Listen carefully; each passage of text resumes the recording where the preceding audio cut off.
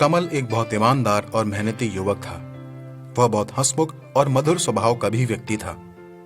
एक दिन कमल एक किराने की दुकान पर गया और सार्वजनिक फोन से एक नंबर डायल किया। कमल बोला, हेलो सर, नमस्ते। मैंने सुना है कि आपको एक ड्राइवर की आवश्यकता है। मैं भी एक ड्राइवर हूं। क्या आप मुझे अपने यहाँ ड्राइवर की नौकरी देंगे? व्यक्ति ने कहा, बेटा, मेरे यहाँ पहले से ही एक ड्राइवर है। मुझे अन्य किसी ड्राइवर की आवश्यकता नहीं है।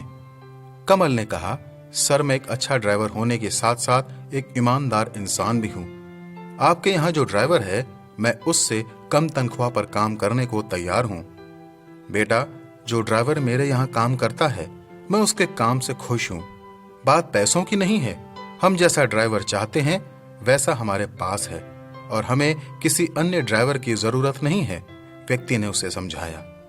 कमल ने जोर देकर कहा, सर, मैं आपके यहाँ ड्राइवर का काम करने के साथ साथ अन्य काम भी करूंगा, जैसे बाजार से सब्जी लाना, आपके बच्चों को स्कूल छोड़कर आना इत्यादि।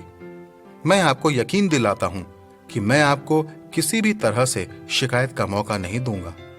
मुझे उम्मीद है कि अब आप मुझे मना नहीं करेंगे। व्यक्ति बोला, कहा ना मुझे अभी किसी ड्राइवर की जरूरत नहीं है, और ऐसा कहकर उसने फोन काट दिया। दुकानदार कमल की बात बहुत ध्यान से सुन रहा था। उसने उससे कहा, मेरा बेटा शहर में रहता है, उसे एक अच्छे ड्राइवर की जरूरत है। अगर तुम कहो तो मैं तुम्हें नौकरी दिलवा सकता हूं। कमल ने दुकानदार से कहा, आपके सहयोग के लिए धन्यवाद, पर मुझे नौकरी की कोई आवश्यकता नहीं है। दुकानदार हैरानी से बोला, लेकिन अभी तो तुम फोन पर नौकरी पाने के लिए गड़गड़ा रहे थे, अब क्या हुआ? अब जब मैं तुम्हें घर बैठे नौकरी दे रहा हूं तो तुम मुझे नखरे दिखा रहे हो। भलाई का तो जमाना ही नहीं रहा।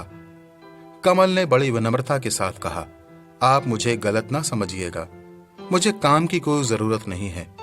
दरअसल सच बात तो यह है कि मैं अपने ही काम की परीक्षा ले रहा था। उस व्यक्ति के यहाँ काम करने वाला ड्राइवर और कोई नहीं, वो मैं ही हूं।